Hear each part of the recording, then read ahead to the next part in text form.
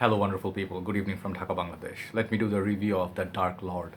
I call this fragrance the Dark Lord because this fragrance is really, really dark. It's a powerhouse. It's an old fragrance. This fragrance special in many ways. Let me tell you why. I was in two minds because this is Chanel and Dior.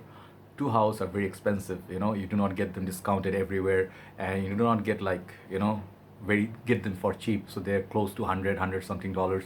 You really have to think it through. Like $50, you're like, yeah, it's okay. But if it's $100 plus, you have to think it through. I did think through, and I had to get this in my collection. So I'll tell you my story with it.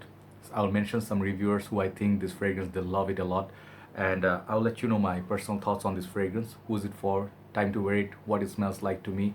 And as you can see from title, I'm giving you today Chanel's Antaeus, or Antaeus.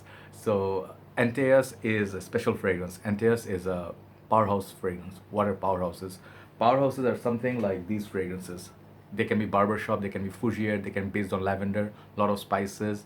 They're gonna have really power pack like castoreum, notes like castoreum. They have like oak moss, notes like that. So this fragrance has a lot of those notes. So if you know Azaropurum, okay, this fragrance. If you know Bogart Purum, very popular one, cheapy but goody. And the cheapy but goody godlike fragrance is Ted Lapidus Lapidus Purum. We just say yes every time we wear it. And the similar fragrance would be Kurum by Antonio Puig or Puig. And then you see Aramis for Men, this fragrance, the original one. Pakuraban Purum, one of my signature scents.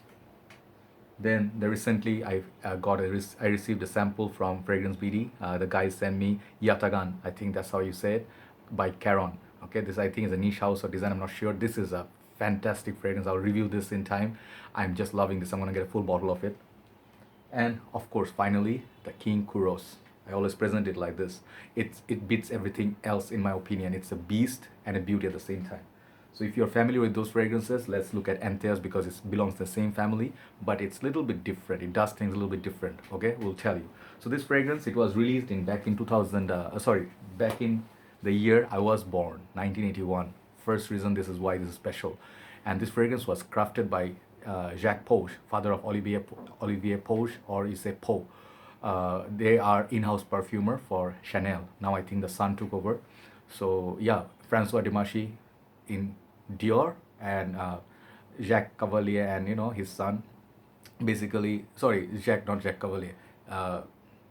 Jacques Poge and his son Olivier Poge. They are basically Chanel bosses who are doing the perfumes. Okay, so this fragrance, the name first of all, I checked Fragrantica just for reference point because I want to tell you something.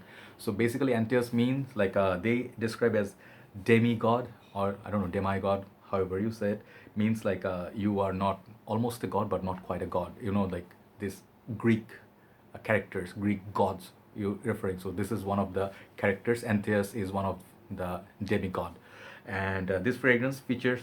Let me tell you the notes, then I'll tell you what it smells like and the seasons and stuff. This fragrance has prominent notes of castoreum, oak moss, rose. Then they have this huge note of green notes like mint, sage. Then they have patchouli, basil, and then I would add leather to that because I detect a lot of leather in this fragrance. This fragrance is in my hand and drying down for some time.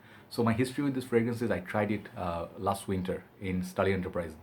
That's where I got it from, and I liked it, but it seemed like winter was almost over. I didn't want to risk it because in high heat usually cannot wear this kind of fragrance. So let me show you packaging. I have the big bottle. They come in 50 and 100 ml. So that has this beautiful red like this. I don't know how many times it got reformulated, but this fragrance does have still beautiful aura to it.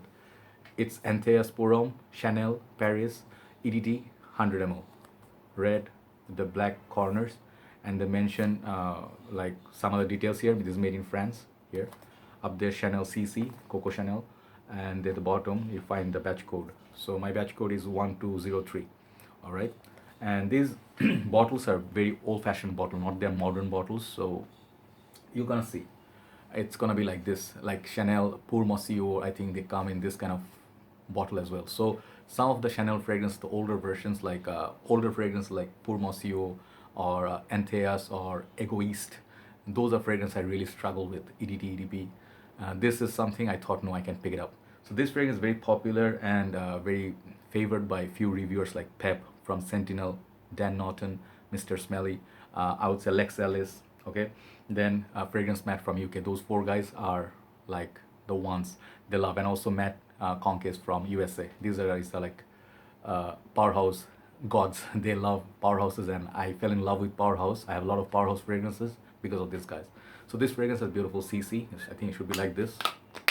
Yeah, it should be like this. Nice tall bottle, black. It's all the way black. I love this. It's like a high-end cosmetics section. You go and you see beautiful bottles like that. Bottom you get sticker and everything. So this fragrance sprays a lot of juice. Okay, let me spray this on my shirt. Okay, I don't want to waste the juice. It shoots a lot of juice, so sprayer is outstanding even though it's old perfume.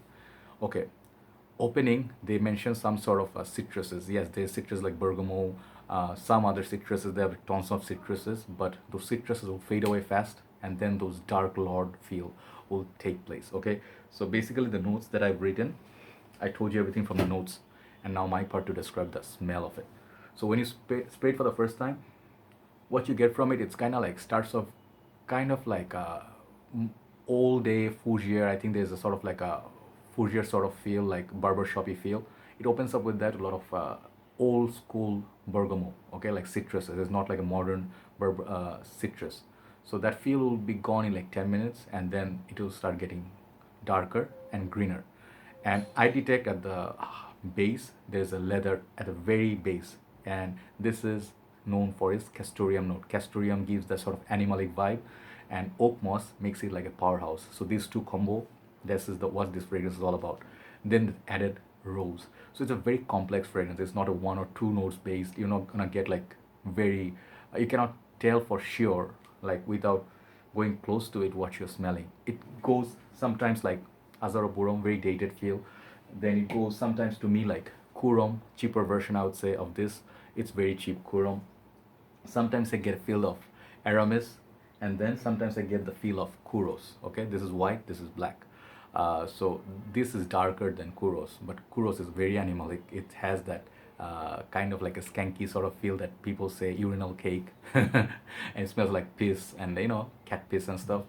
But that dry down, it kills. It rules like a boss. It takes down every single fragrance. Even after 16 hours, you can smell it. So compared to those fragrances, the difference in this one, you're gonna get this fragrance gets much darker, but at the same time it maintains its class. It doesn't go, the animal doesn't go out of leash. It's under the leash, but it's like those fabulous, like hounds that are well built, well fed, well worked out. They have muscles, and that's how that like, dark black skin, like this kind of skin hounds, of Baskerville or something. So that's how I imagine this. This is very, very authoritative. This fragrance smells like authority. The reason that I got it for, it's very up class. It does the rest of the fragrance in a very upper class way, like Platinum Egoist does in a very niche way things for Chanel. This has the same quality. This is not for everybody. This is for mature men who are grown up. Their nose is very mature. Like your father will love this, your uncles will, or people who love powerhouses. They're in the game for some years. It's gonna excite them a lot. This fragrance you can wear it as a signature scent, absolutely signature scent worthy. You can wear this at some in the summertime also. Yes, I said summers. If you stay in the AC, given like air conditioning, you work at an office, you're the boss, you can smell like this for 7 to 8 hours. Very long lasting, but it doesn't have quite the push of Kuros, which goes for 18 hours. This one, that oak moss, whatever is in this fragrance is beast mode. I wear this even in summer, I don't care. So this fragrance I think would be a great fragrance to wear at nighttime. Ideal time to wear it is winter, nighttime. Winter, fall, nighttime. You wear a shirt and then you tuck in, you wear formal pants and shoes and just go for candlelight dinner, or you go out with the family. It's gonna smell not like typical barbershop, it's gonna smell like Powerhouse, but a very gentlemanly way. So this fragrance has definite quality. It has complexity, two strong points. It has the performance, and it has the name attached to it is Chanel. So all this good stuff. Now, some of the stuff you may find challenging about this is it's challenging. This fragrance is gonna challenge you. You're not gonna be like falling in love with this instantly. Like the opening, everything, the dry down. It's not built for instant understanding. Your nose gonna be like, if you are kind of a person that like challenges, you study a perfume, and you like to understand, break down the complexity, and you know, how to say, you discover different like phases of a fragrance at different point, you know, and you just like, oh, I can get that castoreum sort of feel. Oh, I'm getting that oak moss vibe. Oh, I'm getting the sort of like the leather vibe. I get leather from this. I don't know why. There is definite like a feel like Sike obsession. I get that sort of feel from this. So, coming to a conclusion, this is not for everybody. It's very acquired taste. It's very niche like. I would say this is niche quality juice. Not because this is Chanel. I would also say niche quality juice. I would say Kuros is definitely niche quality. If this fragrance, if niche companies sell for $200, people would buy it if they had like a big niche name. And I would say like another fragrance, which one?